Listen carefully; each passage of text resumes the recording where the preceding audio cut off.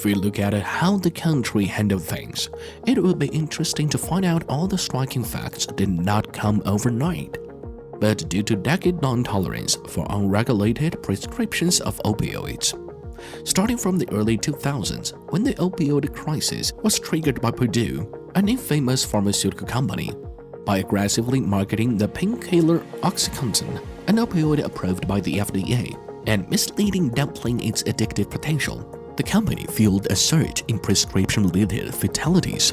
Many people in chronic pain were talked into buying these pills from doctors. The industry, companies like Purdue and other companies, the decisions they made that were harmful were to not be careful in how they sold the pills to pharmacies and doctors. And so they sent so many pills to particular locations, places in West Virginia, a state in central eastern United States, or to an area of the country called the Rust Belt in the northern central part of the country. And these communities were flooded with pills. They were very easy to get. And so if, let's say, I had a chronic pain problem and the doctor prescribed me a lot of pills, instead they thought, oh, it's a medicine, it's coming from a doctor, it must be safe, and it feels really good to use. And so they didn't have the information that they would have needed to be safe in using it. And as a result, more of them who used it in this way ended up addicted, and that was a problem. From 1999 to 2017, a total of 200,000 Americans died from overdoses related to OxyContin and other prescription opioids. Politicians and regulators received large amounts of donations from pharmaceutical companies. In exchange, the company could continue selling these pills under the shelf. Eventually, Purdue Pharma was used for its beguiling marketing. When the Purdue case blew up and the FDA stepped in, many of those who have already become addicted to opioids could no longer buy pills from doctors and pharmacies. Desperate addicts turned to the black market for opioids, and that gave a push to the bigger, horrifying crisis. Here, we're not just talking about the company Purdue alone. As a 2017 report by The Guardian shows, over the past decade, drug manufacturers have invested nearly $2.5 billion in lobbying and funding American lawmakers. About 90% of the U.S. House of Representatives and 97 of all 100 U.S. senators have accepted campaign contributions from pharmaceutical companies, which seek to influence legislation on everything from drug costs to drug approval. Nearly 49 million Americans are living with addiction, but many still don't get the treatment they need.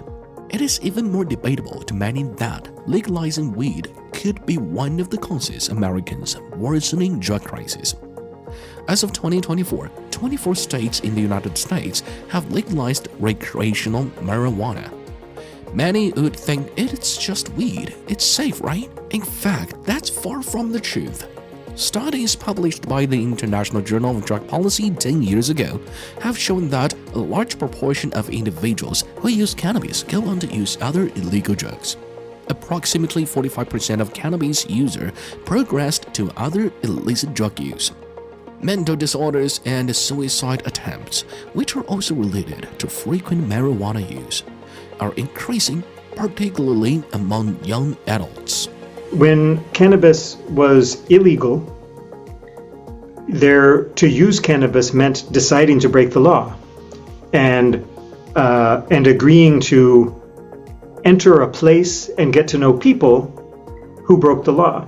And that meant that it was less of a big jump to also say use heroin, because you already knew people who sold drugs and you already knew people who broke the law, and maybe you went to places like bars or nightclubs where that kind of activity was common. It was social.